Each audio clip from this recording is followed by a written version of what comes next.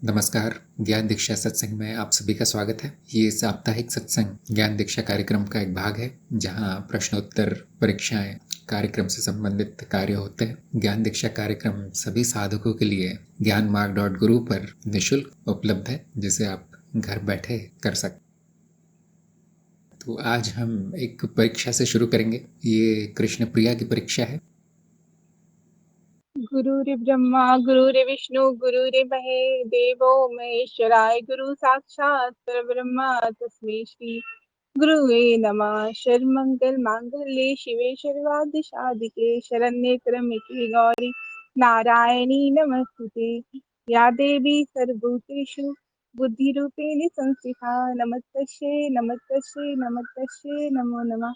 गुरुदेव को मेरा प्रणाम, गुरु क्षेत्र को मेरा प्रणाम, सभी साधक गण को मेरा प्रणाम। मेरा पहला प्रश्न है, ज्ञान मार्ग का आरंभ और अंत कैसे होता है? ज्ञान मार्ग का आरंभ, ज्ञान मार्ग जहाँ हम अपने अज्ञान का नाश करने आते हैं। आरंभ हमें नेति नेति करके प्रमाणित कराया जाता है कि मैं शरीर नहीं, मैं मन नहीं, मैं अनुभव नहीं, मैं अनुभव करता। तो आरंभ हो जाता है जब हमें आत्मज्ञान हो जाता है। और आत्मज्ञान, माया का ज्ञान और ब्रह्म ज्ञान, हमें तीनों ज्ञान ज्ञान मार्ग में बताए जाते हैं। ज्ञान मार्ग का अंत कैसे होता है, या ज्ञान मार्ग का अंत कैसे होता है?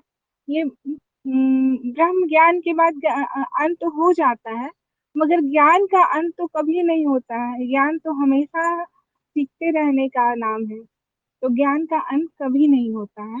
और ज्ञान मार्ग का अंत तो नहीं हो सकता है, मगर प्रश्न है तो ज्ञान मार्ग का अंत कभी नहीं हो सकता है।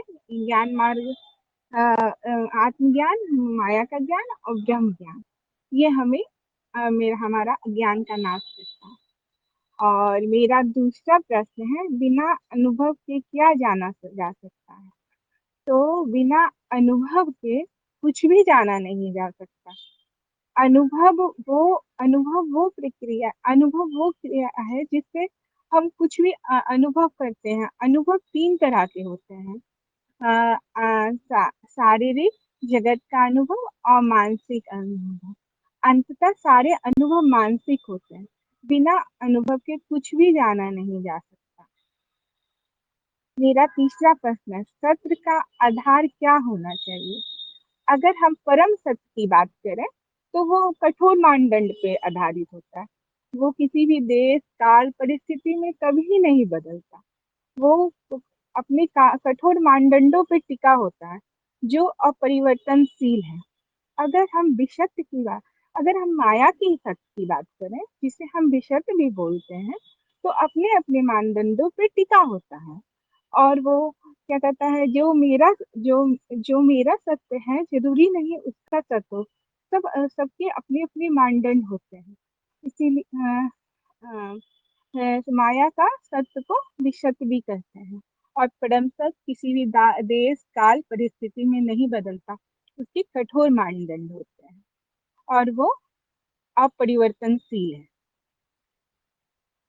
अज्ञता, अगर मेरा चौथा प्रश्न है, अज्ञता कब प्राप्त होती है? अज्ञता, ज्ञान के तीन प्रकार हैं, ज्ञात, अज्ञात और अज्ञेय। ज्ञात जो जाना जा चुका है, अज्ञात जो जाना नहीं गया है मगर जाना जा सकता है। अज्ञेय, अज्ञेय जो अज्ञेय जिसे जाना नहीं जा सकता, जिसके बारे में कुछ जाना ही नहीं जा सकता, जो अज्ञेय है। अज्ञेयता अभी है, इसी वक्त है, इसी क्षण है। मेरा पांचवा प्रश्न, अस्तित्व में कौन सा गुण असंभव है? अस्तित्व, अस्तित्व, संपूर्णता, समग्रता, सब कुछ, संपूर्णता, समग्रता, सब कुछ अस्तित्व ही है। अस्तित्व में कौन सा गुण असंभव है? अस्तित्व सब कुछ है, तो जो गुण है तो वो भी अस्तित्व के अंदर आएगा। जो अब वो असंभव बोलने वाला है, वो भी अस्तित्व में ही आएगा। कुछ भी अस्तित्व, सब कुछ अस्तित्व है, संपूर्णता, समग्रता, सब कुछ अस्तित्व है। तो अस्तित्व में गुण, दोष, संभव, असंभव सब अस्तित्व में ही है, कोई भी अस्तित्व के बाहर नहीं है। मेरा उत्तर यही है गुरुदेव। प्रश्न नंबर 6, ना होकर भी शून्यता है, सही या गलत? ना होकर भी शून्यता है सही। ना होकर भी होना, ना होना भी ना हो, हो ना होकर होकर भी होना शून्यता है। ना होकर भी होना शून्यता है, सही के, क्योंकि शून्यता में अनंत संभावनाएं हैं। शून्यता, शून्यता, अज्ञता सब एक ही है। तो शून्यता अभी है, इसी वक्त है, इसी क्षण है। प्रश्न नंबर 7, अनुभव करता शक्तिहीन है, सही या गलत? तो अनुभव करता, इसका अनुभव करता जो जो हमें अनुभव, जो हम नीति नीति करके जो हमें ज्ञान हुआ है, मैं शरीर नहीं, मैं मन नहीं, मैं अनुभव मैं मन नहीं, मैं विचार नहीं, मैं अनुभव नहीं, मैं अनुभव करता। तो अनुभव करता दृष्टा मात्र है, वो ना शक्ति उसमें, वो सिर्फ वो सब चीजों का दृष्टा है, वो शक्तिहीन नहीं हो सकता है।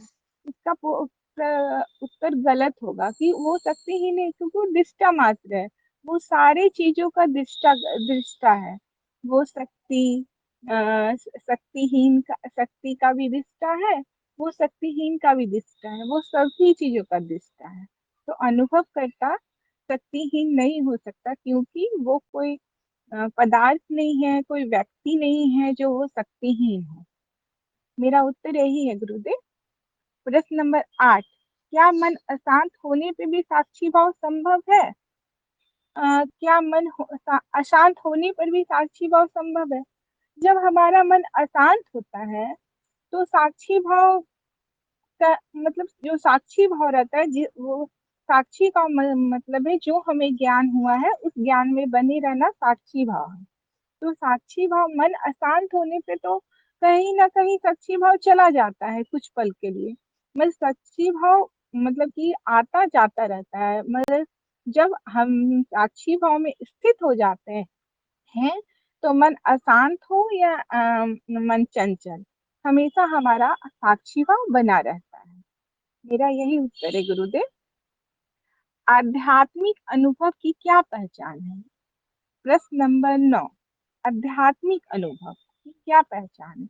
आध्यात्मिक मतलब कि जो जैसे कि आध्यात्मिक बोलते हैं पूजा, आध्यात्मिक जैसे हम लोग ज्ञान मार्ग को आध्यात्मिक तो नहीं बोलते हैं, मगर आध्यात्मिक अनुभव की क्या पहचान है? तो वो अनुभव, आध्यात्मिक अनुभव जो होता है वो अ, भगवान का अनुभव बोलते हैं। जो हम जो अध्यात्म में रहते हैं, तो हम अ, अध्यात्म का अनुभव की आध्यात्मिक अनुभव की क्या पहचान है? अध्यात्म मतलब भगवान पे, भगवान से जुड़े रहना, और मतलब उन्हीं की बातों का अनुसरण करना, यही अध्यात्म है। मेरा यही तक समझ है कि अध्यात्म यही है जो हमें अच्छे रास्ते पे, और वो भगवान, और ज्ञान मार्ग में भी अध्यात्म आता है, तो यहाँ अध्यात्म से जुड़े रहते हैं। और अध्यात्म अनुभव की क्या पहचान है? तो हम हमेशा मतलब कि सुख शांति का अनुभव करते हैं। यही मेरा उत्तर है गुरुदेव। प्रश्न नंबर 10, किस विषय पे मनन करना सबसे जरूरी है? वो वो ज्ञान के 3 चरण है, श्रवण, मनन, निधिध्यासन। तो जब श्रवण अच्छे से होता है तो उसी विषय पर मनन अच्छा से होता है। तो मनन करना कि किस विषय पर मनन करना जरूरी है? जो विषय, जैसे है जो कुछ भी हमें समझ में नहीं आ रहा है, हमें हमने श्रवण अच्छी तरह से कर लिया है, तो मगर समझ में नहीं आ रहा है, तो हमें कोई भी विषय, जो भी विषय समझ में नहीं आता है, उस विषय पे हमें मनन करना अति आवश्यक है। अगर मनन नहीं होगा, श्रवण के बाद मनन नहीं होगा, तो हमारा निधिध्यासन नहीं होगा। इसलिए जो भी मतलब कि जो भी प्रश्न में हमें प्रश्न हमें समझ में नहीं आता है, या कोई भी बात हो, जो कोई भी बात हो जो हमें समझ में नहीं आती, उन बातों पे मनन करना अति आवश्यक है। श्रवण अच्छी तरह से होगा तो मनन अच्छी तरह से होगा। मनन अच्छी तरह से किसी विषय पे हो जाएगा तो निधिध्यासन हो जाएगा। यही मेरा उत्तर है गुरुदेव। प्रणाम गुरुदेव। बहुत अच्छा प्रयास रहा कृष्ण प्रिया का। आपको 10 में से 7 अंक मिले हैं, जो कि बहुत अच्छा अंक है। और आपका केवल एक उत्तर गलत आया, कुछ में थोड़े अंक कट गए। तो मैंने बस एक ही चीज़ देखी कि अभी उत्तरों में पूर्णता नहीं आई है। थोड़ी सी आपको इसमें रुचि लेनी पड़ेगी, थोड़ा अध्ययन, पढ़ाई लिखाई थोड़ी और आपको थोड़ा और अच्छा करना पड़ेगा। बाकी मूल ज्ञान तो है, तो आप चरण 4 में पहुंच गए हैं। चरण 4 की साधना के साथ साथ अपने ज्ञान को और अच्छा बना लीजिए। में भी संभावना है, आप भी आगे बढ़ सकते हैं। गुरुदेव मतलब मैं ना अज्ञानी थी, अज्ञानी हूँ। मुझे कुछ भी नहीं पता था गुरुदेव, ज्ञान मार्ग क्या होता है। मगर पता नहीं, जब ज्ञान मार्ग में आई ना, तो लगा यही मार्ग मेरे लिए है। मैं अभी भी, आपने सही बोला कि मेरा मनन मतलब अभी मेरा पढ़ाई में मतलब, मगर मुझे इतना मतलब कि मेरा इतना परिवर्तन हुआ है ना कि मेरा दिल भर आता है। मैं बता नहीं सकती हूँ। बस ज्ञान मार्ग पता नहीं लगता है कि कोई बच्चा जब कुंभ के मेले में या कहीं खो जाता है ना, और उसे जब मिलता है तो लगता है नहीं, यही उसके माँ बाप थे। तो मुझे लगता है आप ही मेरे माँ बाप हैं। यही मुझे प्रतीत होता है। मैं कहीं खोई हुई थी इस माया की दुनिया में, पता नहीं कहाँ, मगर यही मेरा मार्ग है। मैं बस अपना जितना भी मन है सब मन लगा के, जो भी होगा मैं अपना का पूरा प्रयास करूंगी। बहुत खुशी की बात है कि आपको मार्ग मिला, आपकी प्रगति हुई और आगे भी होती रहेगी। कोई इसमें समस्या नहीं है। आपको श्रद्धा बहुत ज़रूरी है, और जिसमें श्रद्धा है वो असंभव भी पूरा कर लेता है कार्य। चलते रहिए। तो इनके प्रश्नों पे हम चर्चा करेंगे, लेकिन उससे पहले यदि आप में से किसी का कोई प्रश्न हो तो भेज सकते हैं। तो 1-2 प्रश्न आ गए, वहाँ से शुरू करते हैं। अनाम ने पूछा है, चरण 4 में आने पर साधकों के नामकरण की क्या महिमा है? तो मैं आपको ये बताना चाहता हूँ कि पूरी तरह वैकल्पिक है नाम बदलना, नामकरण या आध्यात्मिक नाम रखना। सबकी अपनी अपनी इच्छा पर निर्भर है, और ज्ञान मार्ग में कोई नियम नहीं है कि आपको बदलना ही चाहिए नाम, क्योंकि उसका कोई महत्व नहीं है। तो सबकी अपनी अपनी इच्छा है। ऐसा क्यों अक्सर होता है कि लोग नाम बदलते हैं? आध्यात्मिक लोग खासतौर से, वो अपनी पुरानी पहचान मिटाना चाहते हैं। वो ठीक वो करते हैं जो उनकी साधना में सफलता दिलाए। जैसे कि किसी एक गुरु ने कहा था, नाम भूल गया, साधक वो प्राणी है, अगर वो 1 इंच भी बढ़ सकता है कुछ भी करके आगे, तो वो कर देता है। वो कुछ ज्यादा सोचता नहीं है। कभी कभी वो साधक ऐसे भी कार्य करता है जो कि हमारे विचार से अतार्किक हैं। जैसे किसी किसी मार्ग में चंद्रमा का महत्व है, पूर्णिमा है कि अमावस्या है, जैसे तंत्र मार्ग। तो अगर गुरु कहेगी देखिए पूर्णिमा के दिन ये वाला अनुष्ठान करना, ये वाला जप करना, तुम्हारी प्रगति होगी, तो वो पूछता नहीं है कि ऐसा क्यों है। वो कर देता है वो कार्य। प्रगति के लिए कुछ भी करने को तैयार है। प्रचंड साधक हम कहते। देखो ये फल मत खाना, ये सब्जी मत खाना, ऐसा खाना खाना, वैसा ठीक, वो पूछता नहीं ज़्यादा। प्रयोग मान के ही सही कर देता है उसे, देखूं करके। तो जब हम साक्षी भाव की साधना कर रहे हैं, हम क्या कर रहे हैं? जो वर्षों पुरानी पहचान है, मनुष्य शरीर से बनी है, जन्मों पुरानी है, उसको हटाने का प्रयास कर रहे हैं, और अपनी पहचान अनुभवकर्ता से, साक्षी से, ब्रह्म से या परमात्मा से बनाने की कोशिश कर रहे हैं। मैं जो हूँ वो होने की कोशिश कर रहा हूँ। वापस अज्ञान में ना जाऊं, तो वहां पर जो भी छोटी सी भी सहायता मिल जाए हम कर लेते हैं, ले लेते हैं, ज़्यादा नहीं सोचते। अगर आपका नाम आपको आपके अतीत से जोड़ता है, आपके परिवारजनों से जोड़ता है, जाति से जोड़ता है, और वो आपकी साधना में बाधा है क्योंकि आपका साक्षी भाव वो तोड़ता है, फिर तो हम उसे बदल देते हैं, नाश कर देते हैं उसका। नामकरण, नाम नाश है। और फिर हम क्या नाम रखते हैं? ठीक वो जो हमें ज्ञान की याद दिलाए। देखिए यहाँ पर लोगों ने कितने सुंदर नाम रखे हैं। देखिए, कृष्ण प्रिया, साक्षी प्रिया, अनंत साक्षी, जो भी मेरे तत्व की याद दिलाए हम वो नाम रख लेते हैं। अब मैं वो हो गया, ऐसा सांकेतिक रूप से हम बता रहे हैं इस चित्त को, मन को। और ये विधि किसी किसी के लिए काम आती है, वो करते हैं, किसी किसी के लिए कुछ नहीं है। मेरा जो नाम है वो भी मेरा नहीं है, किसी और ने दिया है, ये मान के काम चला लेते हैं, वो भूल भी जाते हैं मेरा क्या नाम है। तो यहाँ पर क्या समस्या आ सकती है, जो कि आपको भी आई है, कि आप उसकी महिमा जानने की कोशिश कर रहे हैं, उसे कुछ बड़ी चीज समझ रहे हैं, और किसी अंधविश्वास के आधार पे आप कुछ नाम रख लेते हैं, कुछ हो जाएगा उससे। ये समस्या आ सकती है। दूसरी समस्या आ सकती है कि आप ऐसा नाम रखें जो आपको साक्षी भाव के साधने में सहायक ना हो, आपका वो मानसिक वातावरण दूषित कर दे। तो आपने आपका अपना नाम रखा था अज्ञानी, जो देखकर मुझे हंसी भी आई और दुख भी हुआ, क्योंकि हम ठीक उसके विपरीत होने की कोशिश कर रहे हैं। मैं अज्ञानी हूं, उस स्थिति को बदलने की कोशिश कर रहे हैं। अब आपने अपना नाम रखा अनाम, वो भी इतना अच्छा नहीं है, क्योंकि ये नाम आपको अपने तत्व की याद नहीं दिलाएगा। क्या फायदा होगा इससे? आपने लिखा है मैं अहम का नाश करना चाहता हूँ, इसलिए ऐसा नाम रखना चाहता हूँ। तो कम से कम ऐसा तो मत रखिए कि कोई उस नाम बोलना भी नहीं चाहे। आपको कौन अज्ञानी नाम से बुलाएगा बताइए? वो नाम ही नहीं लेगा फिर आपका। अब ये लोगों ने इतने अच्छे अच्छे नाम रखे हैं, मुझे बहुत आनंद आता है जब मैं उनका नाम बोलता हूँ। ऐसा नाम रख लेंगे जो कोई बोलना भी नहीं चाहता, आपका नाम सुन के थोड़ा दूर हट जाएंगे। मत रखना ऐसा नाम। तो उससे तो आपके माँ बाप ने जो नाम दिया है वही अच्छा है। तो ये समस्या आ सकती है। या फिर कभी कभी ऐसा होता है कि मैं लोगों को कहता हूँ अपना नाम बदल लो, क्योंकि शायद उनका नाम पूरी तरह अज्ञान की ओर संकेत करता है। जैसे कुछ लोग अपने नाम विदेशी रख लेते हैं, टॉमी और पिंटू और पता नहीं क्या क्या। और जब मैं देखता हूँ ऐसा नाम है, तो मैं कहता हूँ कि अब यहाँ पे समस्या है थोड़ी सी। क्या हम नाम ये दिखाने के लिए रखते हैं कि मैं आध्यात्मिक हो गया हूँ, मैं ज्ञान मार्गी साधक हूँ?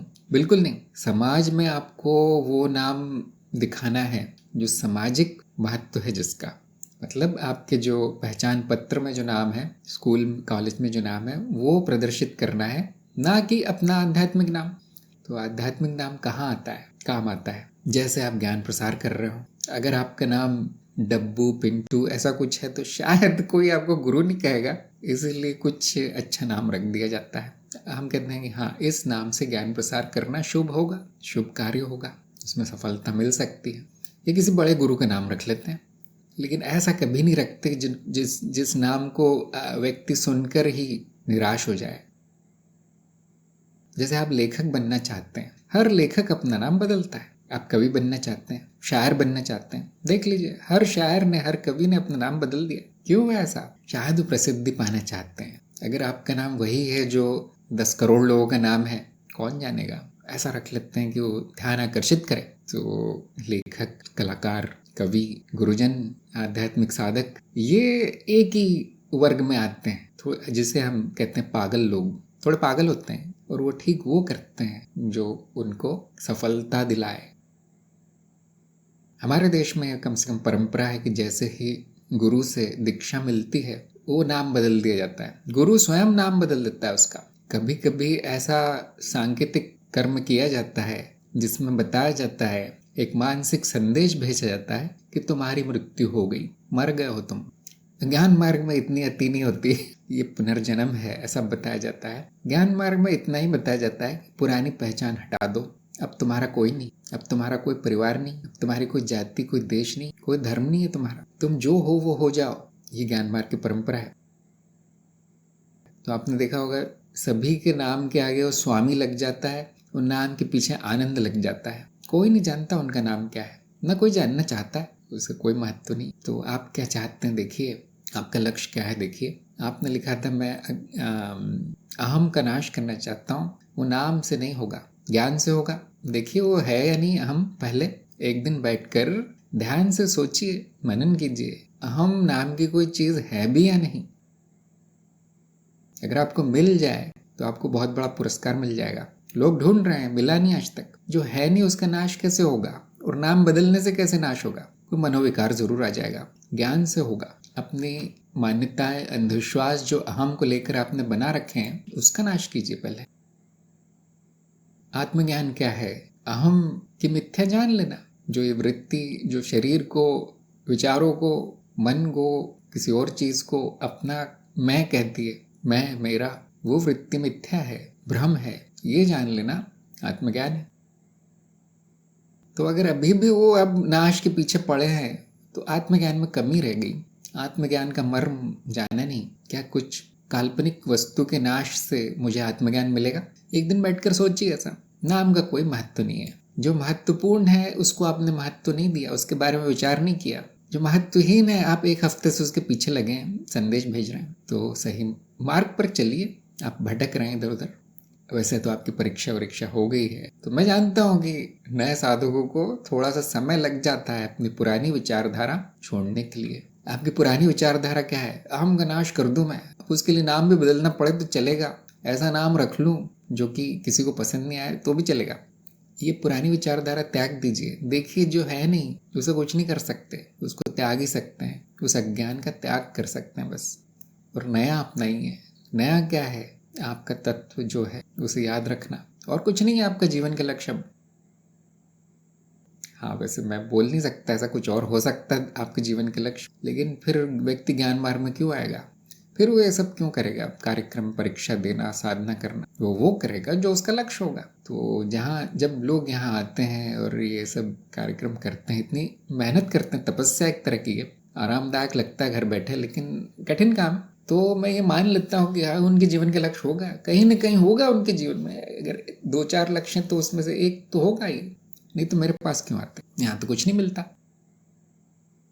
तो वो देखिए आपका लक्ष्य क्या है, उसके अनुसार चलिए। आपके लक्ष्य तक पहुंचने के लिए जो सहायक है, चाहे वो आधा प्रतिशत भी पहुंचा दे, आपको कर देना है। मैं ऐसा ही करता हूँ। किसी ने मुझे बताया, किसने क्या, गुरुजनों ने बताया, थोड़ी सेवा किया करो, स्वार्थी हो बहुत, सब अपना अपना अपना ही करते हो। मैंने शुरू किया लोगों को सिखाना, बताना, उनके सहायता करना, सेवा कार्य, और उससे मुझे लाभ हुआ, वो मेरी साधना हो गई। जो भी हमारे आध्यात्मिक प्रगति के लिए जरूरी है कर देना है। अब मैं ज्यादा नहीं सोचता, कर देता।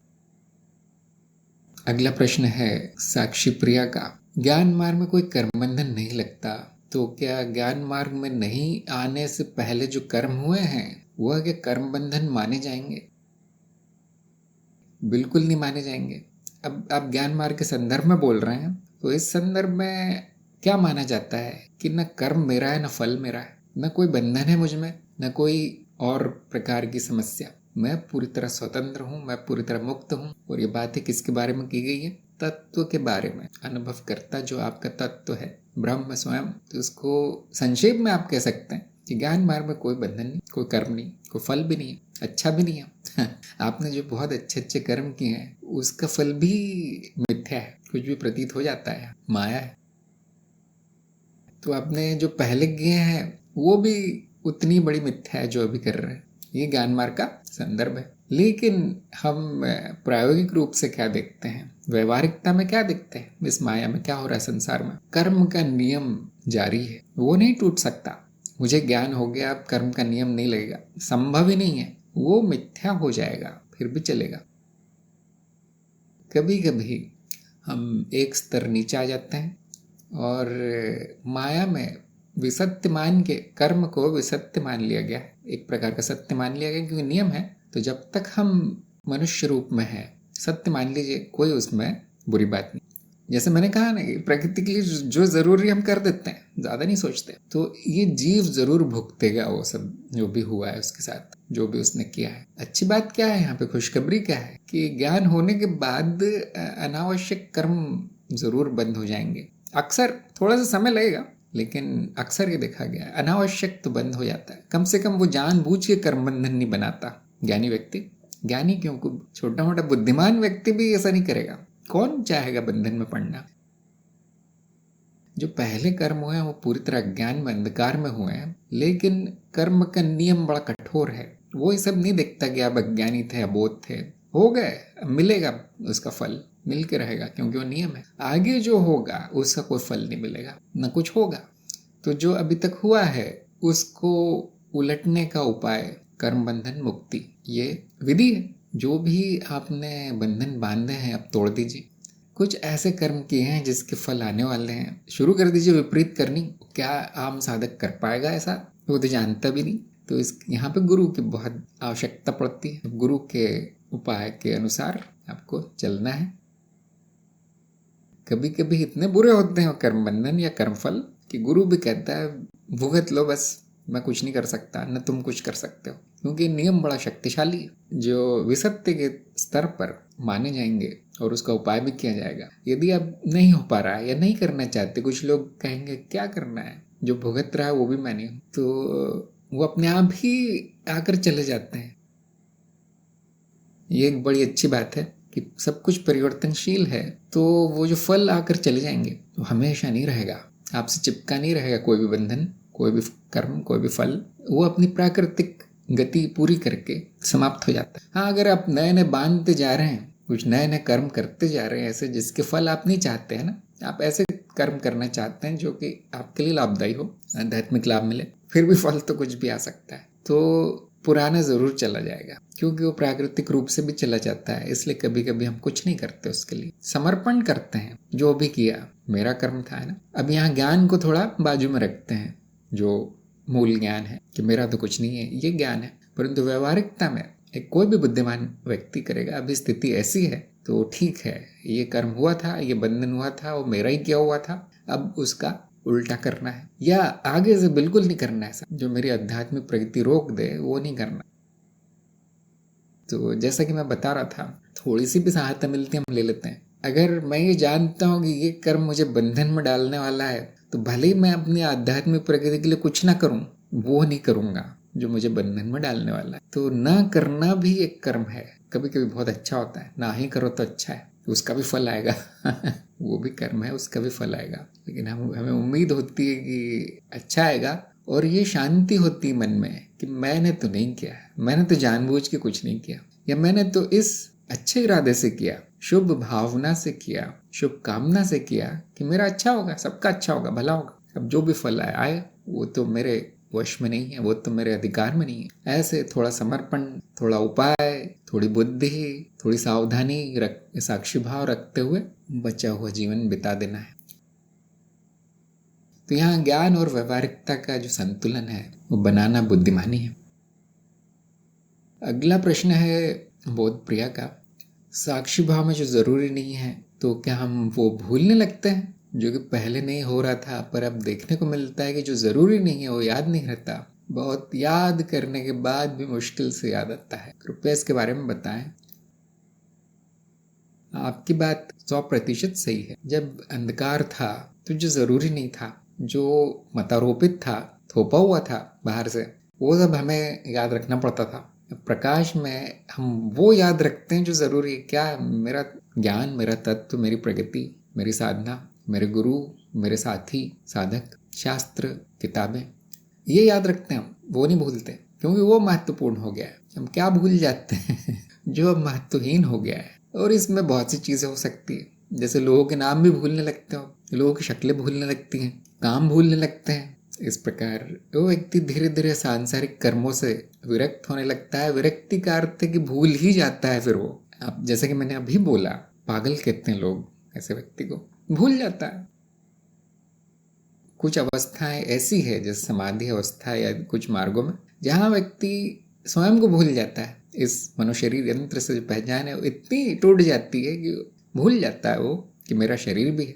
वो न खाता है न पीता है। आपने ऐसे कहानियां सुनी होंगी या घटनाएं देखी होंगी, तो उसका कोई महत्व नहीं रहा अब उसके लिए मनुष्य जीवन का। वो मुक्त हो गया है, जीवन मुक्त। अब वो क्या याद रखेगा? मैंने इतना तो अति नहीं देखी करते हुए किसी को कि खाना ही भूल गया, सांस लेना ही भूल गया, लेकिन ऐसा जरूर देखा है कि वो अपने माँ बाप को ही भूल गए लोग। अपने दोस्तों मित्रों को भूल गए। कि तुम क्या करते थे, कहाँ क्या पढ़े हो, कहाँ काम करते थे, कौन सी नौकरी करते थे, सब भूल गए वो, और उनको कोई रुचि नहीं याद करने में। तो वो लक्षण धीरे धीरे दिखने लगेंगे, क्योंकि आप लोग एकदम नए नए हैं। तो ऐसा कल से तो नहीं हो जाएगा। आपका जो सामान्य जीवन है वो चलता रहेगा, जो कि बहुत अच्छा है, ऐसा ही होना चाहिए।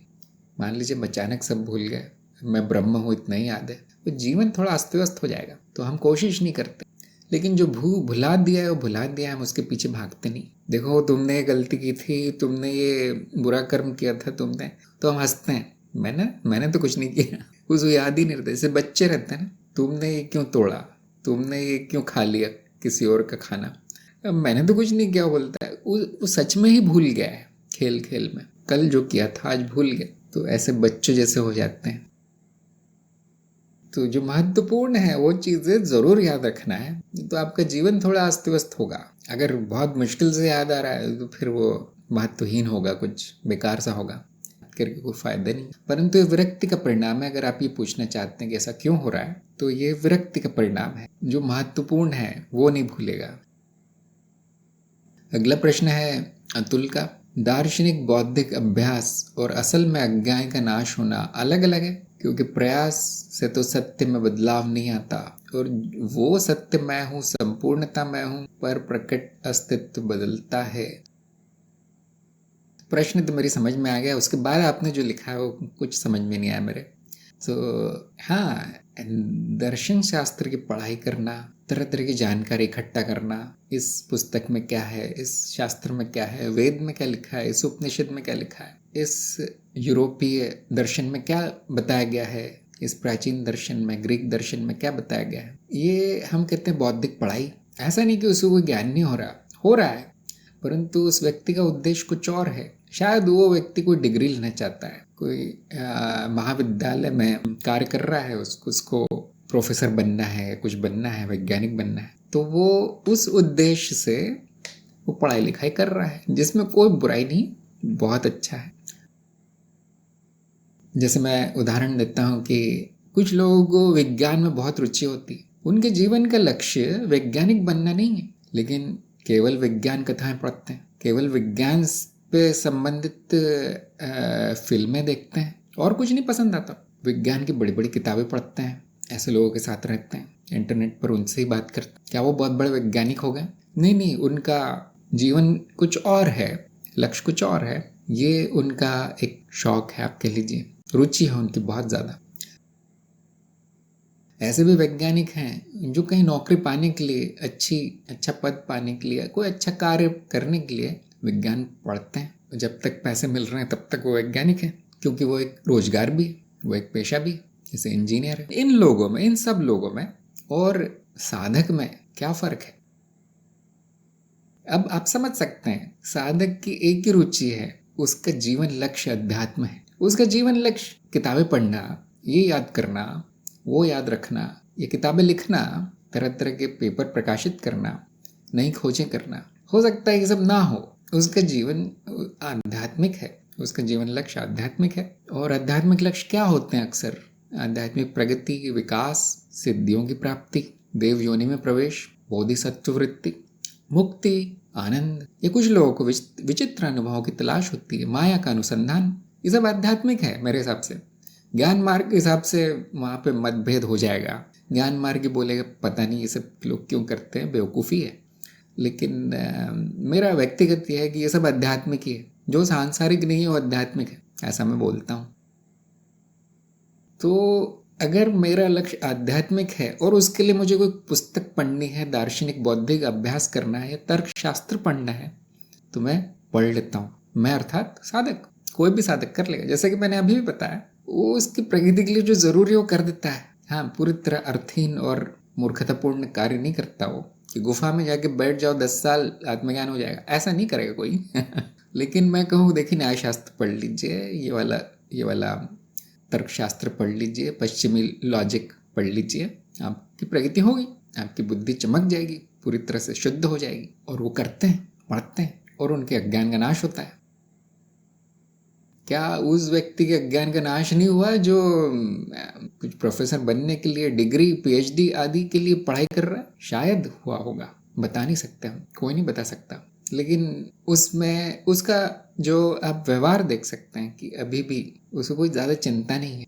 उसके सामने एक नया दर्शन ले आओ, अरे इसमें ये लिखा है, वो उतनी रुचि से उसको भी पढ़ लेगा। साधक क्या बोलेगा, अरे मेरा तो हो गया है, मेरा काम हो गया, आत्मज्ञान था वो हो गया, मुझे हो गया। अब उसे कोई रुचि नहीं बचेगी, अगली किताब में क्या लिखा है उसे कुछ नहीं, क्योंकि वो बड़ा प्रायोगिक है, तार्किक है। साधक ठीक वो करता है जो उसको चाहिए और कुछ नहीं। प्रयास जरूरी है जब तक अज्ञान है, ज्ञान होने के बाद कोई प्रयास नहीं, फिर प्रयास का अंत है। उसके बाद सब रुचि है, शौक है, जीवन लक्ष्य है। तो बारीक सा अंतर है, लेकिन अगर आप अंतर करना ही चाहे तो। लेकिन अक्सर मैं देखता हूँ, मेरे लिए थोड़ी दूर से अगर आप देखें ऐसे लोगों को, दार्शनिकों को, वैज्ञानिकों को, बड़े बड़े संतों को, महात्माओं को, तो मुझे दूर से देखने पे ज़्यादा कुछ फर्क दिखता नहीं है उनमें। उनकी प्रगति करीब करीब हो चुकी है, वो सही जगह पहुंच गए हैं।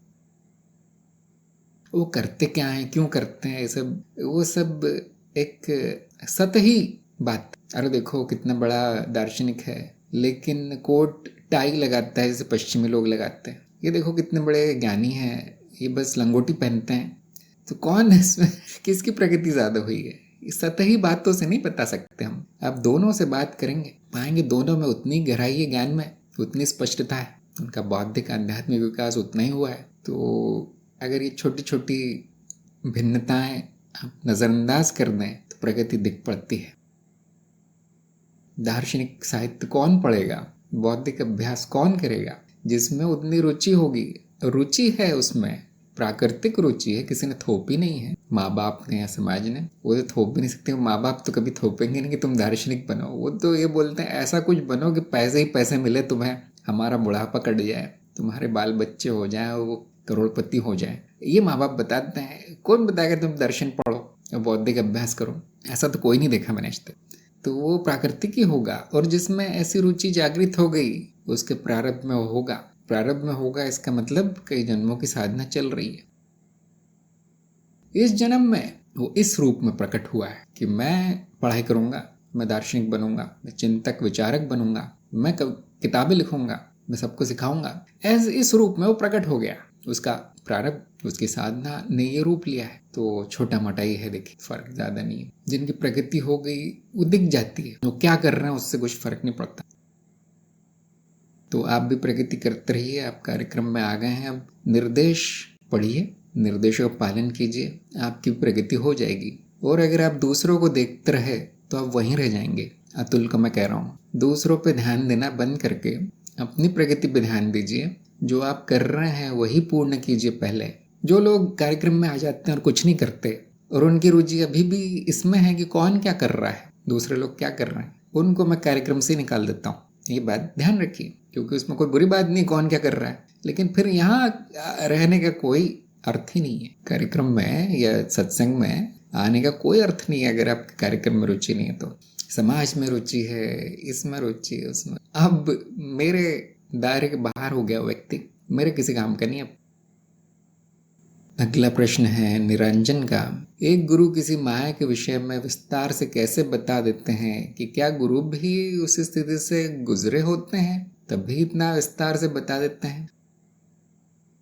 जो बताता है वही रहस्य खोलेगा, कोई दूसरा कैसे बताएगा कि वो उसको वो माया का इतना ज्यादा विस्तारित ज्ञान कहाँ से मिला? दूसरा कैसे बताएगा जब तक कि वो खुद अपने मुंह से ना बताए मुझे कैसे मिला? इस बात पर सोच विचार कीजिए। अक्सर मिला जुला होता है अनुभव और तार्किक कुछ बातें, कुछ सैद्धांतिक बातें और कुछ सुनी सुनाई पड़ी हुई बातें।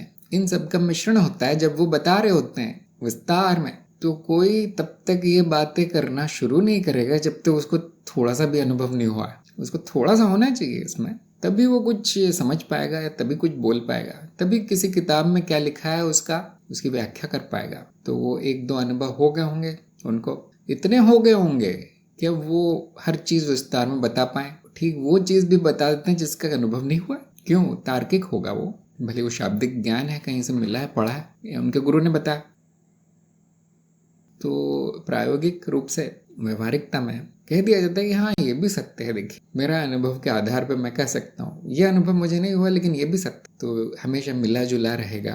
कोई कोई थोड़ा सा इसमें सटीक होते हैं, वो कहते हैं मुझे नहीं पता, मुझे ये अनुभव कभी नहीं हुआ, ऐसा लोग कहते हैं, यहाँ लिखा है वहाँ सुना है, इस बड़े गुरु ने बताया, लेकिन मुझे तो कभी नहीं हुआ। तो वो फिर जितना अनुभव हुआ है उतना ही बताते। अगर कोई सिर्फ कहीं पढ़ा हुआ है, कहीं सुना हुआ बता रहा है, तो उसका कोई और कारण होगा, उसका कारण उसकी रुचि होगी कि उसको इन मामलों में बहुत रुचि है, लेकिन उसके लिए वो कहानी या वो मनोरंजन के हिसाब से बता रहा है।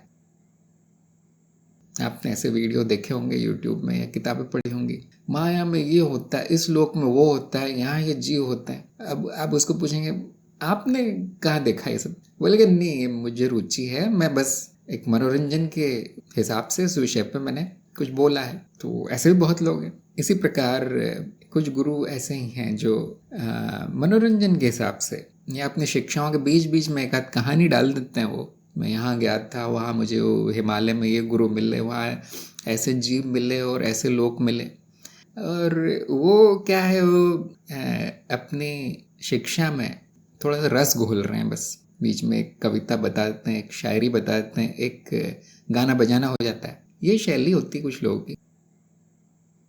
उनके जो शिष्य है वो सो न जाए बोरियत भरा प्रवचन सुनते सुनते, बीच में एक आध माया का कोई चौंका देने वाला, आंखें खोल देने वाला ऐसे कुछ तथ्य बता देते हो। और आपने देखा हो, मैं भी करता हूँ ऐसा। मैंने इतनी अनावश्यक बातें बताई हैं जो कि लोगों को बहुत पसंद आती है। मैं जानता हूँ क्यों। उनको दर्शन शास्त्र और बौद्धिक विचार और तार्किक बातें इतनी पसंद नहीं आती, क्योंकि वो उनका विकास उसी स्तर पर तक हुआ है, तो उनको वही पसंद आएगा। तो उनकी शुरुआत करवाने के लिए वो गुरुजन इस प्रकार की बातें बताते हैं, और भले ही वो सच हो झूठ हो जो भी हो, अगर उस साधक खिंचे चले आ रहे हैं, नए शिष्यों को मौका मिल रहा है उस गुरु के सानिध्य में बैठने का, बैठो कुछ तो सुनो, तो वो हो जाता है, वो कार्य कर दिया जाता है, जो ज़रूरी है वो कर दिया जाता है।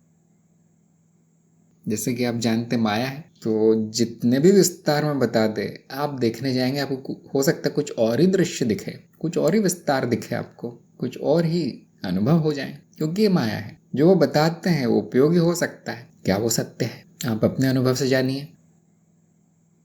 परमविद ने कहा है कि भाव वृत्ति प्रबल है तो इसमें क्या किया जा सकता है। परमविद, आप कौन से चरण में है, चौथे में है या पांचवें में है?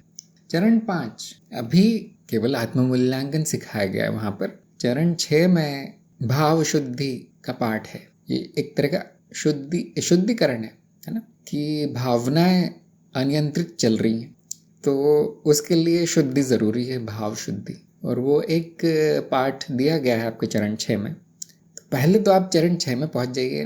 चरण 5 में आपको रिपोर्ट देनी है, जो आपने मूल्यांकन किया है स्वयं का, वो बना बनाया मिल जाएगा। अगर आपने यंत्र से किया है तो आपको बना बनाया मिल जाएगा, रिपोर्ट में लिखा हुआ आ जाएगा। नहीं तो आप स्वयं का लिख दीजिए 2-4 लाइनें। चरण 6 में पहुँच जाइए, और जो उपाय बताए गए हैं भाव शुद्धि के, जो कारण बताए गए, वहाँ कारण भी बताया गया क्यों होता है ऐसा, और देखिए उसमें से कुछ आप कर पाएँ तो। फिर हमें उसके विवरण में जाना होगा, कैसे कौन सी वृत्ति प्रबल है, क्या करने से वो प्रकट हो जाती है, भड़क जाती है, अंदर अनुसंधान करना पड़ता है। वो मनोवैज्ञानिक कार्य है, मैं ज़्यादा नहीं करता, लेकिन मैं सहायता ज़रूर कर देता हूँ। तो आपके चरण 5 अगर बता रहा है जो जो वृत्तियाँ प्रबल है उनमें संतुलन की ज़रूरत है, तो वो शुद्धिकरण के चरण में उपाय मिलेगा। अब वो कब हो जाएगी ठीक संतुलित, उसको नाश तो नहीं करना है, हमें नियंत्रित करना है बस। उसका कुछ कह नहीं सकते हो कब होगा, कभी कभी समय लग जाता है। शुद्धिकरण बहुत लंबी प्रक्रिया है, जीवन भर ही चलती है। इसलिए मैं सिखा तो देता हूँ कि हाँ ये उपाय है, इसका ये उपाय, और अक्सर सब कुछ बताना संभव नहीं है, तो आपको स्वयं अंदाज़ा आ जाएगा कि क्रोध के लिए बताया गया, डर के लिए बताया गया, तो मेरी कौन सी वृत्ति प्रबल है, उसमें भी वही उपाय लग जाता। अंत में उपाय क्या है अंत में साक्षी भाव ही उपाय है। अगर आप वृत्तियों को साक्षी भाव में देखते रहें, अच्छा ये चल रहा है, अच्छा वो चल रहा है, जैसे एक वैज्ञानिक देखता रहता है क्या चल रहा है उसके उपकरण में, प्रयोग में, वैसे ही मनुष्य शरीर उपकरण में, मनुष्य शरीर यंत्र में क्या चल रहा है अगर आप विरक्त भाव से देखते रहेंगे ये तो मैं नहीं हूँ, लेकिन देखूं क्या चल रहा है, यह है साक्षी भाव, तो आप देखेंगे अपने आप संतुलन आ जाएगा, अपने आप नियंत्रण आ जाएगा, भले कोई नहीं कर रहा है।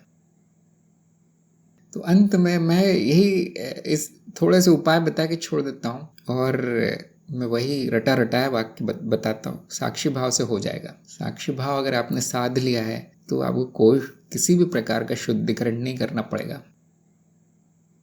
और जो थोड़े से आगे बढ़ गए हैं, जो पूरी तरह ज्ञान मार्गी हो गए हैं, वो कहते हैं मैं क्यों करूं, न ये वृत्ति मेरी है, न ये चित्त मेरा है। ये कहते ही वो वृत्ति भाग जाती है, क्योंकि उसको ऊर्जा नहीं मिल रही है। क्यों ऊर्जा मिलती है उस वृत्ति को, क्यों भड़कती है? क्योंकि उसमें मेरापन है, अपनापन, ये मेरी है। वो ऊर्जा उसमें बढ़ जाती है। फिर एक मैं छोटा सा उदाहरण देता हूँ, क्योंकि इस विषय निकला है तो मुझे याद आया। कोई आपको बताता है, देखिए ये व्यक्ति आपके घर में, इसने आपके पैसे चोरी किए हैं, और आप देखते हैं जाके हाँ आपके पैसे गहने सब चुरा लिए, गायब है। वो व्यक्ति खड़ा है सामने। अब आपके मन में क्या भाव आएगा उस व्यक्ति के लिए? तुमने ऐसा कैसे किया, तुम मेरे नौकर हो या तुम मेरे परिचित हो या जो भी हो, मित्र हो। पहले तो गुस्सा बहुत आएगा, फिर आपको दुख भी बहुत होगा, जिस पे विश्वास किया उसने ऐसा किया। हर प्रकार की भावना, हर प्रकार के शब्द आपके मुंह से निकलेंगे, कैसा नहीं होगा। फिर कोई कहता है, आपकी पत्नी आती है या जो भी, मैंने सफाई की थी, वो गहने पैसे थोड़े बाजू में रखे थे, आपको मिल गए क्या? और आप ऐसे मुंह खोल के देखेंगे, क्या? हाँ ये लो तुम्हारे पैसे हैं, ये गहने वापस रख दो, मैं सफाई के लिए निकाले थे बस अलमारी से। अब आप उस व्यक्ति को क्या बोलेंगे? अब आपकी भावनाएं, आपके शब्द, आपकी बुद्धि क्या बोलेगी उस व्यक्ति को? क्या तुम चोर हो, क्या तुमने बुरा किया है, क्या बोलती रहेगी? क्या वो व्यक्ति बोलता रहेगा ऐसा? क्षमा भाव आ जाएगा कि हाँ कुछ चोरी नहीं हुआ, मैं ही पागल हूं, मैंने दोष दे दिया इसको, कुछ हुआ नहीं, मेरा तो कुछ नहीं गया। ये वाक्य सूत्र है ना, मेरा कुछ नहीं गया, उसमें मेरा कुछ भी नुकसान नहीं है। हुआ क्षमा भाव, स्वीकार भाव आ जाएगा। आप शायद माफी मांग भी लेंगे, मुझसे गलती हो गई, तुम निर्दोष हो। ऐसे ही जैसे ही आपको पता चलता है कि मेरा कोई नुकसान नहीं हो रहा, ये वृत्ति चल रही है और चित्त में ये चल रहा है, वो चल रहा है, ये अशुद्धि ऐसी है, वो कर्म बंधन वैसा है, मेरा तो कुछ नहीं जा रहा, क्या होगा? सारा प्रयास बंद हो जाएगा, समर्पण, स्वीकार भाव आ जाएगा, विरक्ति हो रहा है तो होने दो। जैसे ऐसे होता है, वो उसमें जो ऊर्जा जमा हुई थी सब समाप्त हो जाती। जैसे आपकी इतनी ऊर्जा जमा हुई थी कि किसी ने मेरा नुकसान कर दिया, जब तक वो मेरा मेरा मेरा है उसमें ऊर्जा बनी रहती है। अच्छा, ये विरक्ति फिर आएगी कैसे? विरक्ति ज्ञान का परिणाम है। अगर आपका सारा ध्यान वृत्तियों पर है कि मेरी वृत्ति ऐसी क्यों है, मेरी वृत्ति वैसी क्यों है, मैं ऐसा क्यों हूँ, ये आदमी वैसा क्यों है, दूसरे लोग वैसे, जैसे कि मैंने बताया था, ध्यान किसी और बात पे है, ज्ञान पे नहीं, तो वो कभी नहीं होगा। मतलब आप तो उसमें आग में घी डालते जा रहे हैं, मेरा मेरा कह के, छोड़ क्यों नहीं देते? और आप देखेंगे गायब हो गई, छोड़ते साथ चली गई। इसीलिए मैं सिखाता तो हूँ, थोड़ा बहुत मैंने उपाय बताए हैं, परंतु ज्ञान ही उपाय है। साक्षी भाव ज्ञान का परिणाम है। विरक्ति साक्षी भाव में रहने से अपने आप आती है, कुछ नहीं करना पड़ता। उससे जो भी संतुलन है वो हो जाता है थोड़ा बहुत। आप क्या करेंगे संतुलन करके? ज्यादा ये तो नाश ही होना है इस जीव का। इतना जरूर करना चाहिए कि उस जो बचा हुआ जीवन है इस मनुष्य शरीर यंत्र का, वो सुचारू चले, उसमें ज्यादा आंधी तूफान ना आने दे। आप इतना तो सभी कर ले। कौन है साधक जो इस यंत्र से संघर्ष कर रहा है? कोई है ऐसा? क्योंकि आप नए हैं इसलिए आपको ये उपाय तरीके नहीं पता, छोटा सा तरीका है देखिए, और इसलिए मैं ज़्यादा ध्यान नहीं देता है। शुद्धि जो कर रहे हैं, जिनकी परेशानियां हैं तरह तरह की, मैं जब भी मेरे पास वो आते हैं मैं कहता हूँ देखिए सब हो जाएगा, जो आवश्यक है वो करते रहिए, लेकिन साक्षी भाव में रहिए। जो आपने ज्ञान अर्जित किया है, अज्ञान का जो नाश हुआ है, उसमें वापस मत जाइए, बस इतना ध्यान रखना है। बहुत आसान काम है। देखिए जैसे कि मैंने कहा, साधक तो कुछ भी करने को तैयार है अपनी प्रगति के लिए। पहाड़ पर चढ़ने को तैयार है वो, गुफा में बैठने को, पता नहीं क्या क्या करने को तैयार है वो। तो इतना छोटा सा क्यों नहीं कर सकता वो कि ये सब मैं नहीं हूँ? ये क्या है, कोई बड़ा काम है? बोझा ढोना उसका बड़ा मेहनत काम है, ये सब मेरा है।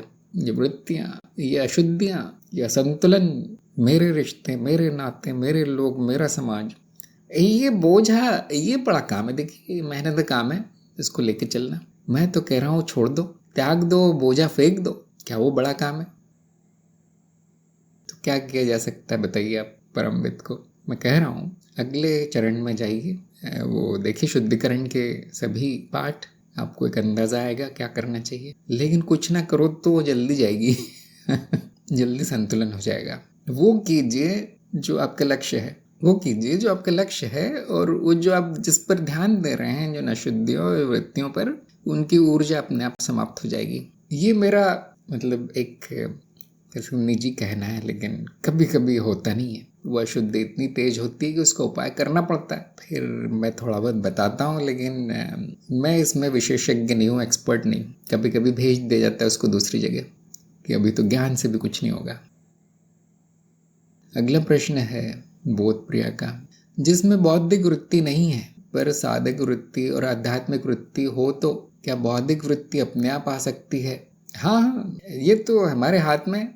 आप कौन सी वृत्ति बढ़ाना चाहते हैं, कौन सी घटाना चाहते हैं, सब कुछ आपके हाथ में है। अगर वो साधक वृत्ति है उसमें, तो वो गुरु को ढूंढ रहा होगा, वो ज्ञान को ढूंढ रहा होगा, वो कोई साधना ढूंढ रहा होगा। अब उसका गुरु कहेगा देखिए ये जानने के लिए आपकी बुद्धि ऐसी होने जरूरी है। हाँ, एकदम इतनी बड़ी कि नहीं कि आपको दुनिया भर की बातें आ जाए, हर कला का ज्ञान हो जाए, हर विषय का वैज्ञानिक विषयों का ज्ञान हो जाए, ऐसे नहीं। ये बस इस साधना के लिए इतनी चाहिए। अपने मान्यताओं पे प्रश्न चिन्ह लगाना सीखो। जैसे मैं कहता हूँ इतनी बुद्धि नहीं, नहीं मैं जो मानता हूँ सब सच है। हाँ, तो अब कम है, देखो तुम में बुद्धि, प्रश्न चिन्ह लगाओ। तो क्या होता है कि अगर उसमें साधक वृत्ति है, वो प्रगति करना चाहता है, तो वो सीख लेता है कैसे लगाना है प्रश्न चिन्ह, सीख लेता है, तो उसकी बुद्धि थोड़ी सी और बढ़ जाती, बुद्धि शुद्ध हो जाती। तो अगर उसमें साधक वृत्ति प्रबल है और वो गुरु की शरण में है, तो गुरु जो बोलेगा वो कर देगा, आज्ञा मान लेगा, और फिर हर प्रकार की वृत्ति बढ़ाई जा सकती है, घटाई जा सकती है। लेकिन अगर वो ऐसी साधना कर रहा है जो बौद्धिक नहीं है, जो शारीरिक या ऊर्जा से संबंधित है, शक्ति साधना, तो वो गुरु भी नहीं बोलेगा उसको कि तुम इसको बढ़ाओ उसको घटाओ। वो बोलेगा तुम जो कर रहे हो करो, करते रहो, प्रगति हो जाएगी। तो जहाँ जरूरी है वहीं आपको बढ़ानी है। अपने आप आ गई तो आ गई, वो तो प्राकृतिक परिणाम है देखिए विकास का, बुद्धि। लेकिन आपकी साधना चल रही है, आपका अध्यात्म चल रहा है, तो कौन ध्यान देता है उस पर? चल रहा है, बहुत अच्छा चल रहा है। ना आए, अपने आप ना आए, कोई बात नहीं, जो आवश्यक है वो करना है। क्या आवश्यक है समझ में नहीं आ रहा तो गुरु से पूछना है अपने, कोई भी मार्ग हो। अच्छा, एक प्रश्न आ गया निरंजन का, क्या ये सुनिश्चित किया जा सकता है कि अब कोई इच्छा नहीं है तो भविष्य में भी कोई इच्छा प्रकट नहीं होगी? सुनिश्चित नहीं किया जा सकता, करने वाला कोई नहीं है। शायद आप यही पूछ रहे हैं कि अभी कोई इच्छा नहीं है, मैं चाहता हूँ कि ऐसा हमेशा रहे। कोई नहीं ऐसा, यहाँ कोई व्यक्ति नहीं है, कोई करता नहीं। लेकिन बहुत अच्छी संभावना है कि ज़्यादा कुछ होगा नहीं आगे। जो प्रकट होना था वो होकर चला गया। अब ये इच्छा भी त्याग देना है कि मैं सुनिश्चित कैसे करूँ कि कुछ ना उसमें कोई अर्थ नहीं है। अब कुछ आ गई इच्छा भविष्य में, तो उसको भी अस्तित्व की इच्छा मान के कर देना है पूर्ण। हो सकती तो पूर्ण कर देना, नहीं हो सकती तो कोई बात नहीं, मेरी तो नहीं। तो अभी भी आप यही सोच रहे होंगे शायद, अब तो मेरी कोई इच्छा नहीं है, आगे भी नहीं होनी चाहिए। लेकिन वो पहले भी आपकी कोई इच्छा नहीं थी, पहले भी आप इच्छाहीन ही थे, अभी भी इच्छाहीन है, वो आगे भी रहेंगे।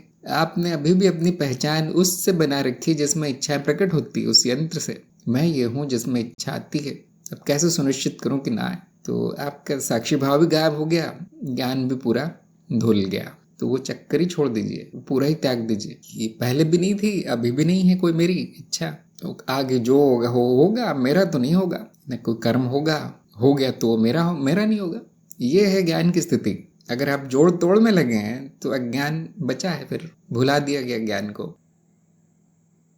इच्छाओं का कोई ऐसा नियम नहीं है, कोई करने वाला भी नहीं है उनको नियंत्रित। तो वो स्मृति से प्रकट होती रहती है, और वो ठीक उस समय प्रकट होती है कोई भी इच्छा जब उसका समय आ जाता है। अगर आप इतने सतर्क हैं कि बाहर से कोई इच्छा आने देते, तुम ये कर लो, तुम ऐसा कर लो, तुम अमीर हो जाओगे, ये कर लो, आप कहते नहीं, सब मेरा काम नहीं है, मेरा लक्ष्य मुझे मिल गया है, मुझे कुछ नहीं करना है। तो मतलब आप आरोपित इच्छाओं से बच जाते हैं। सतर्कता है आप में, जागरूकता।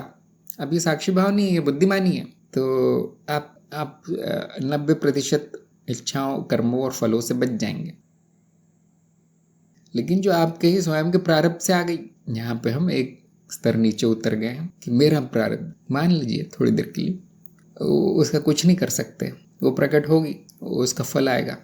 इच्छा को पूर्ण ना करना भी कर्म है, जिसको हम कहते हैं इच्छा दमन।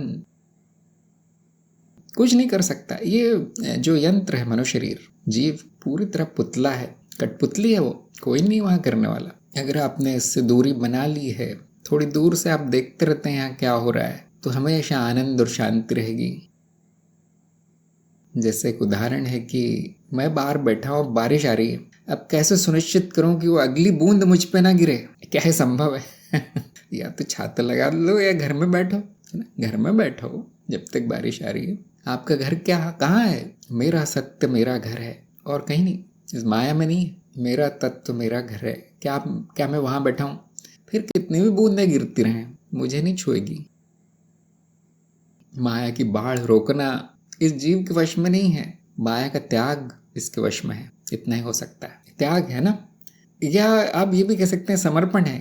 कुछ भी होता रहे, मुझे क्या करना, इच्छा भी खेल है। तो अब मुझे तो पता नहीं आप ये क्यों चाहते हैं, लेकिन इसके पीछे अज्ञान है, इस विचार के पीछे।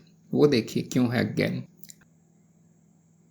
तो यदि किसी और के प्रश्न है तो लिख के भेज सकते हैं, और हम थोड़े से प्रश्न उत्तर पे चलते हैं परीक्षा के। इनका पहला प्रश्न था कृष्ण प्रिया का, अज्ञान का आरंभ और अंत कैसे होता है? तो इनको आधे अंक मिले। तो इसका उत्तर बड़ा आसान था वैसे, कि जिस दिन आरंभ होता है उसी दिन अंत होता है, उसी दिन। ये सीधा मार्ग है, मार्गहीन मार्ग है, लंबा समय तक चलने की जरूरत नहीं है। तो बहुत से लोग यहाँ पे पूछेंगे, नहीं आप तो कह रहे हैं देखिए साधना है, ये है वो है, शुद्धिकरण है। वो ज्ञान मार्ग नहीं, ज्ञान मार्ग ज्ञान का नाश है। वो अगर आप काबिल हैं उसी दिन हो जाएगा, नहीं हो रहा है तो फिर साधना है। हाँ, ये ठीक करो, वो ठीक करो, ऐसा करो, भाषा ठीक करो, परिभाषा याद नहीं तुम्हें, तो ऐसे वो फिर क्षण आगे बढ़ जाता है। और जब वो तैयार होता है, हाँ, उसी दिन मार्ग शुरू, उसी दिन समाप्त। जिस दिन आपको अपना ज्ञान दिख गया, हो गया, समाप्त हो गया क्षण में। क्यों? क्योंकि ज्ञान तो होगा नहीं, कुछ जानने का कुछ है नहीं, ज्ञान नहीं, जानने का कुछ बचेगा नहीं।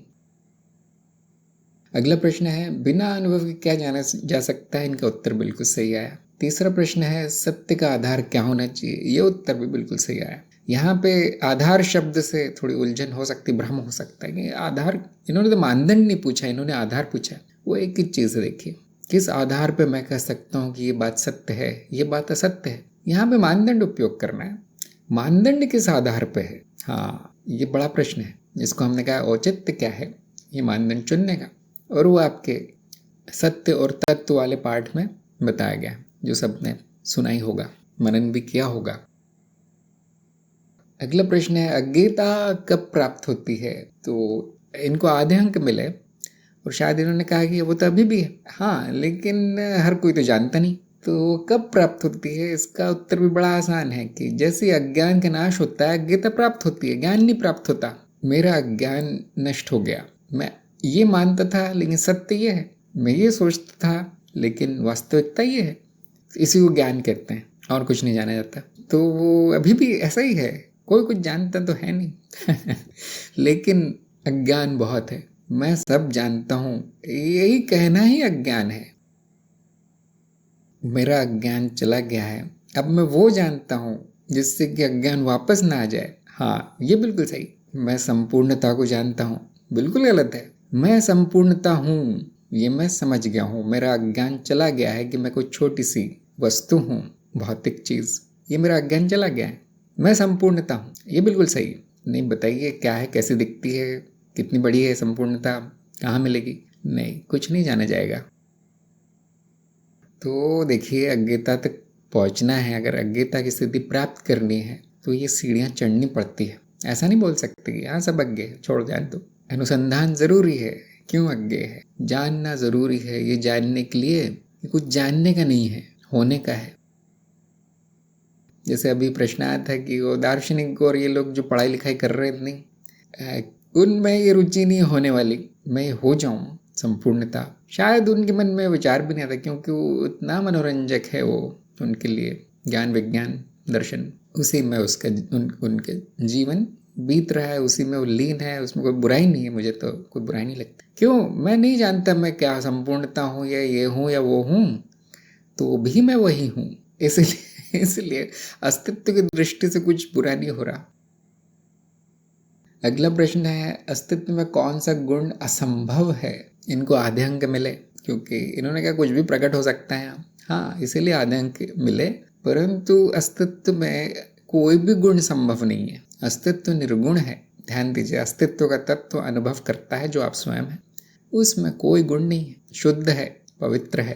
तो कोई भी गुण संभव नहीं है ना अस्तित्व में। अस्तित्व के तत्व की बात की जाए तो मूल रूप से अस्तित्व जो है उसमें गुण नहीं है। लेकिन यहाँ हर चीज प्रकट है, क्योंकि अनंत संभावना है। प्रकट होने के बाद बुद्धि कहती है कि इसमें यह गुण है, उसमें वो गुण है। ये बौद्धिक भ्रम है केवल, सच में कुछ नहीं। लेकिन कुछ भी प्रकट हो सकता है, कोई भी गुण सत्य नहीं है।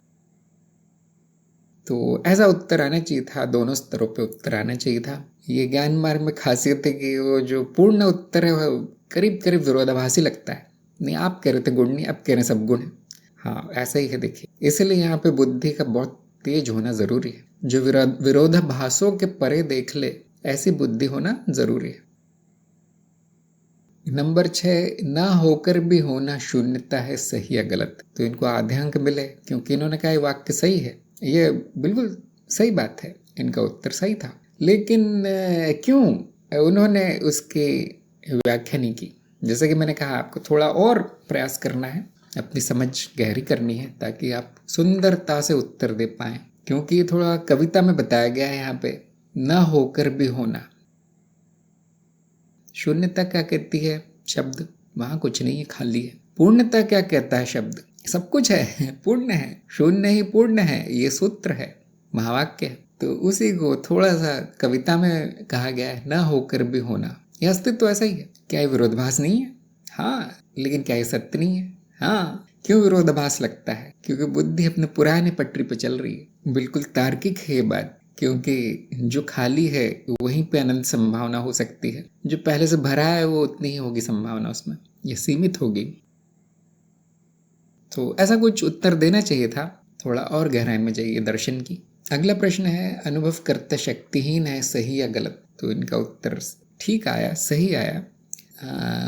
अनुभव करता शून्य है, वो न शक्तिहीन है न शक्तिशाली है। अब ये प्रश्न आया ही क्यों कि ये अनुभव करता ही है जो कि सब ग्रहण कर रहा है अनुभव। ये अनुभव करता ही है जिसके कारण सभी अनुभव प्रकट है, प्रकाशित है। इसको एक प्रकार की शक्ति कहा गया। लेकिन ध्यान दीजिए, वो कुछ कर नहीं रहा, किसी शक्ति का प्रयोग करके नहीं प्रकट कर रहा कुछ। क्यों? क्योंकि वो अद्वैत के स्तर पे एक ही है सब। जैसे आप सोना और गहना, यहाँ पे ये उपमा ले सकते हैं, उदाहरण काम आएगा कि सोने में कौन सी शक्ति है कि वो गहने के रूप में प्रकट है अभी इस समय। और आप देखेंगे नहीं, वो उसका रूप है, उसे किसी शक्ति का प्रयोग करने की जरूरत नहीं है। तो क्या सोना शक्तिहीन है? नहीं, ऐसा भी नहीं है। तो इसका उत्तर अद्वैत के स्तर पे आएगा। और वो जो अद्वैत का स्तर है वहाँ पे शक्ति और तत्व एक है, सब एक है। तो अगर शक्ति एक योग्यता या गुण इस रूप में अगर आप व्याख्या करेंगे, उसकी परिभाषा करेंगे, तो अनुभवकर्ता में कुछ भी नहीं है। नंबर 8, क्या मन अशांत होने पर भी साक्षी भाव संभव है? उनका उत्तर बिल्कुल सही आया। हाँ, संभव है। ना केवल संभव है, मन अशांत होने पर तो साक्षी भाव और तेज आना चाहिए और तेज होना चाहिए, क्योंकि अब उसकी जरूरत है। जैसे उन्होंने कहा था भाव वृत्ति प्रबल है, अब तो ज्यादा जरूरत है साक्षी भाव की। लेकिन नए लोगों के लिए वो संभव नहीं होता। मन अशांत हो तो सबसे पहले जो जाती है वृत्ति वो है साक्षी भाव की। जो सबसे कमजोर परत है, जो सबसे नया है, अभी तक ठोस नहीं हो पाया है, जो वृत्ति साक्षी भाव वृत्ति है ना, तो सबसे पहले वही नष्ट होती है और बाकी सारी वृत्तियां चल रही। तो वो साधना का फल है। जैसे ही साक्षी भाव शक्तिशाली होगा, बाकी वृत्तियों की शक्ति या ऊर्जा समाप्त होगी या कम होगी, क्योंकि हम समाप्त तो नहीं करना चाहते, उससे तो जीवन अच्छा नहीं चलता। तो आपका मन अशांत है तो वहाँ पे दुगना संकल्प कीजिए, यहाँ पर मैं ज्ञान नहीं भूलूंगा। अशांत हो गया, अशांत होने वाला है, ये देखने के लिए भी थोड़ा सा साक्षी भाव चाहिए, है ना। अंधेरा होने वाला है, ये देखने के लिए भी आंखें चाहिए, बाद में तो कुछ दिखेगा नहीं पता है मुझे। तो दिया जला लूं, एक ज्ञान का दीपक जला लूं, अंधेरा होने वाला है। ये समझ कब आती है? जब आपका ये जीवन लक्ष्य है, जब आपका जीवन इसी साधना में बीत रहा है, तब वो अपने आप होगा। क्या आज हो जाएगा? नहीं होगा, बिल्कुल नहीं होगा, क्योंकि वो जो आदत पड़ी है अंधकार में रहने की, वो बरसों पुरानी है, जानते भी नहीं, समयहीन है वो, कब से है। अभी तक अंधकार ही था, लेकिन ज्ञान का एक दीपक काफी है, हटा देता है सारा अंधकार। हाँ, वो दीपक जलाने की याद आनी चाहिए बस। तो संभव ही नहीं, अनिवार्य है, वो साधना से आएगा। अगला प्रश्न, आध्यात्मिक अनुभव की क्या पहचान है? यही उत्तर है जो उनका गलत हो गया, एक ही उत्तर गलत हुआ। तो कोशिश तो की, लेकिन कृष्ण प्रिया भूल गई कि सभी अनुभव एक ही प्रकार के हैं। अनुभव वाला पार्ट भूल गया। हाँ, हम इतना ध्यान नहीं देते अनुभव पे, मैं जानता हूँ। उसके 10 पार्ट अनुभव पर थे केवल, वो हटा के 1 कर दिया गया, 10 गुना उसको कम कर दिया गया। तो हाँ, अनुभव एक ही प्रकार का है, सभी अनुभव मायावी है, सभी अनुभव मिथ्या है, ये ध्यान रखिए। आप पहचानेंगे, कैसे पहचानेंगे? परिवर्तनशील भ्रम सा है, बस सपना है। अब उसमें आध्यात्मिक अनुभव क्या होगा? क्योंकि यहाँ ज्ञान से पहले और ज्ञान के बाद वाली स्थिति लाना जरूरी है। ज्ञान से पहले आध्यात्मिक अनुभव वो होगा जहाँ थोड़ा बहुत माया का पर्दा हटा है। अरे ये भी हो गया, अरे मुझे ये ज्ञान हो गया, मुझे आनंद प्राप्ति हो गई, मुझे समाधि प्राप्ति हो गई, वो फिर चला भी जाता है, क्योंकि वो तो अनुभव है, आना जाना है। तो ज्ञान के पहले आप ऐसे अनुभवों के पीछे भागेंगे, कोई बुराई नहीं। ज्ञान के बाद सभी अनुभव आध्यात्मिक ही हैं। देख कितना सरल है। अब आप कहाँ भागेंगे? सब कुछ तो मैं ही हूँ। अध्यात्म मतलब आत्म, जो आत्म है, आत्मन, सब कुछ तो मैं ही हूँ, सब कुछ तो आत्मन ही है। तो कौन सा अनुभव आध्यात्मिक नहीं है फिर? सब कुछ तो आध्यात्मिक ही है। हाँ, जिसको अज्ञान है उसको नहीं दिखेगा, ये बात तय है। वो जिसको ज्ञान है वो किसी अनुभव में भेद नहीं देख पाएगा। अरे ये तो बहुत बुरा हुआ, है तो बहुत अच्छा हुआ, वो मुंडी हिलाएगा कि हाँ बाकी लोग मुझे पागल ना कहे ना, तो हाँ बहुत बुरा हुआ, बहुत दुख की बात है। उसके लिए कुछ भी नहीं है, कुछ भी विशेष नहीं हुआ। हाँ बहुत अच्छा हुआ, आपकी शादी हो गई, आपके बच्चों की शादी हो गई, ये हो गया, नौकरी मिल गई, करोड़पति हो गया, वो मुंडी हिलाएगा, उसकी खुशी में शामिल हो जाएगा ज्ञानी, क्योंकि वो थोड़ा अलग सा नहीं दिखना चाहता समाज में। तो लेकिन उसको कुछ भी नहीं हुआ, अंदर कोई खुशी नहीं उसके दूसरों की, खुद का भी कुछ न खुशी होती न दुख होता है, क्योंकि आनंद की स्थिति है। जो हो रहा है बिल्कुल सही हो रहा है। आध्यात्मिक अनुभव, सारे ही अनुभव आध्यात्मिक हो गए उसके लिए, सारा जीवन अध्यात्म हो गया। तो ये ज्ञान में स्थित होने का परिणाम है। अगर आप ज्ञान में स्थित है तो आप कभी ऐसा शिकायत नहीं करेंगे मेरा अध्यात्म सही नहीं चल रहा, मेरा जीवन बीच में आता है, सांसारिक चीजें बीच में, कोई शिकायत नहीं करेंगे आप, क्योंकि आप भेद नहीं कर पाएंगे क्या हो रहा है। जो जरूरी है वो होता रहेगा। भेद क्यों है? क्योंकि अभी भी ज्ञान बचा है कि अध्यात्म अलग चीज है, ऐसा नहीं। संसार ही निर्वाण है, संसार ही अध्यात्म है। देखिए ऐसा है क्या, जांचिए थोड़ा सा। सभी तो ब्रह्म रूप है। अब आप कहाँ से अलग से कहाँ से ढूंढ के लाएंगे बताइए? जो परम है वो अभी है, सामने है, यहाँ पर है, कभी जाएगा नहीं। अब आप क्या ढूंढेंगे? कौन सा अनुभव लेकर आएंगे? तो ये देखिए, ज्ञान होना जरूरी है ये सब बोलने के लिए आपको।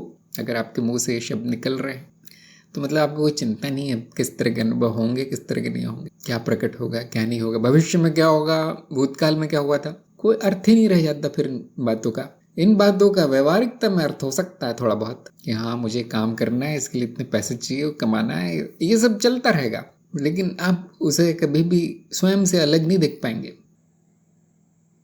और यही जीवन आध्यात्मिक जीवन है। इसलिए ज्ञानी को पहचानना बड़ा कठिन है, क्योंकि बड़ा साधारण दिखता है, वो सांसारिक कार्य ही कर रहा है, ठीक वो कर रहा है जो कोई भी आम आदमी करता है।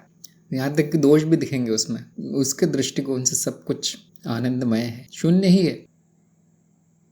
अच्छा, अगला प्रश्न था किस विषय पर मनन करना सबसे जरूरी है? इनका उत्तर पूरी तरह सही आया। जो पहली बात तो जो बताया गया है, जो सुना है आपने, जो शिक्षा दी गई है, पहला कर्तव्य तो वही है, उसी को जांचना, परीक्षण करना, जिसको हमने कहा सत्यापन जरूरी है ज्ञान मार्ग के विषयों पर मनन। उसके बाद जहां भी आपका ज्ञान बच गया है, जहां भी शंकाएं बची है, वहां पे मनन।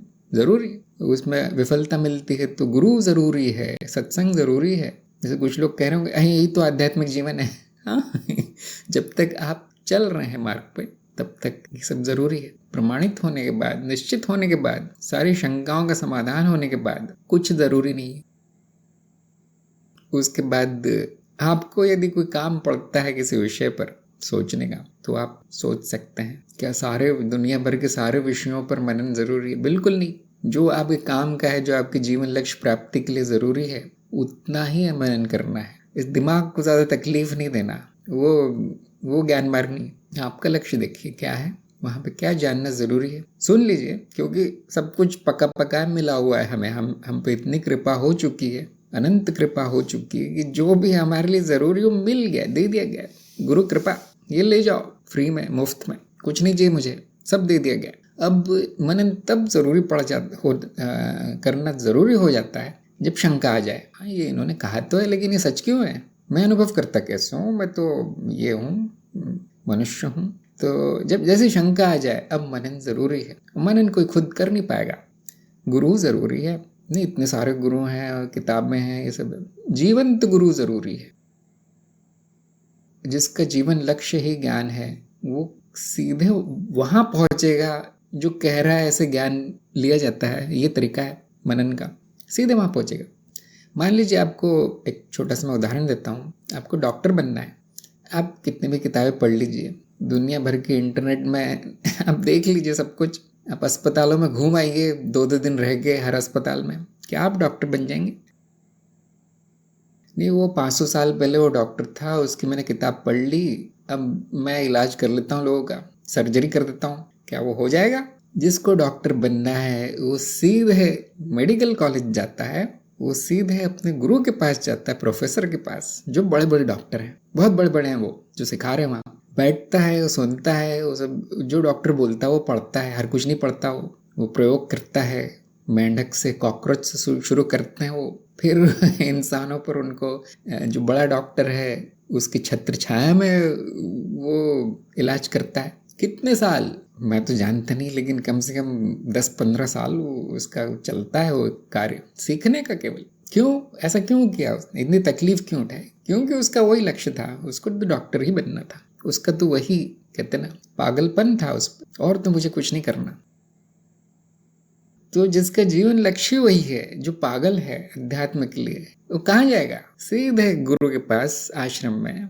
हाँ जी, बताइए कैसे होना है ज्ञानी, कैसे होता है आत्मज्ञान? वो इधर भी देखेगा, उधर भी नहीं देखेगा, ये क्या कर रहा है देखो, नहीं उसको क्या करना है, इस किताब में क्या लिखा है, उसको क्या करना है। चलो छोड़ो, मैं साधना ही शुरू करता हूँ। मतलब ऑपरेशन डॉक्टर शुरू कर रहा है घर में बैठे बैठे, क्या वो साधक है?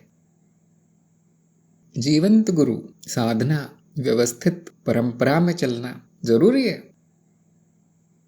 तो छोटे से उदाहरण से समझ में आता है। और मैंने ये देखा है कि हाँ, डॉक्टर बनने के लिए जो तत्पर है, पूरी तरह से केंद्रित है अपने लक्ष्य पे, उसको ज्यादा नहीं बताना पड़ता। अध्यात्म के साधक को गुरु को खींच खींच के लाना पड़ता है। अरे आ जाओ, अरे ये कर लो, निर्देश तो पढ़ लो, परीक्षा तो दे दो। मैं देखता हूँ इच्छा की बहुत कमी है लोगों में, है ना। उनको घर बैठे बताया गया है, उनको कुछ लिए बिना निःशुल्क दिया गया है सब कुछ। कभी नहीं कहा गया कि ये किताब पढ़ो, ऐसा करो वैसा करो। लेकिन इच्छा इतनी कम है कि वो ये सब भी नहीं करना चाहते।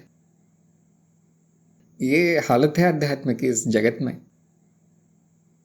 तो अगर आप में ये इच्छा आ गई है, कृपा हो गई है ना, इतनी बड़ी कृपा हो गई है, तो आप करोड़ों करोड़ों में एक हैं। ऐसा नहीं कि आप महान हैं, आप विलक्षण हैं, अद्वितीय हैं, क्योंकि बहुत कम पाया जाता है। तो इसलिए इच्छा ज़रूरी है, जिज्ञासा ज़रूरी है। उसके बाद आप सही जगह पहुंच जाएंगे। जो पहुंच गया एक बार गुरु के पास, उसी दिन ज्ञान हो जाएगा। जिस दिन वो हाथ जोड़ कर बैठ गया, हाँ जी मुझे सिखाइए, मैं तैयार हूँ, हो गया काम, हो गया उसका। क्योंकि वो डॉक्टरी जैसा नहीं है कि आपको 20 साल लग जाएंगे ज्ञान होने में। तो गुरु भी हंसेगा, हाँ काफ़ी दिनों से मुझे इंतज़ार था कि तुम आओगे और बोलोगे। तो सारा संघर्ष जीवंत गुरु तक पहुंचने का है। बाकी सब कुछ मिला हुआ है आपको, बाकी कुछ नहीं चाहिए। तो मुझे लगता है प्रश्न समाप्त हो गए आप लोगों के। तो ये परीक्षा के प्रश्न पे चर्चा भी हो गई, मुझे आशा है सबको काम आएंगे प्रश्न उत्तर। तो यहाँ पे हम सत्संग समाप्त करेंगे आज की। यदि आपके कोई और प्रश्न हो, अगली बार ज़रूर पूछिए और मेरी बातों पे सोच विचार कीजिए। सभी का सत्संग में आने के लिए बहुत बहुत धन्यवाद। नमस्कार।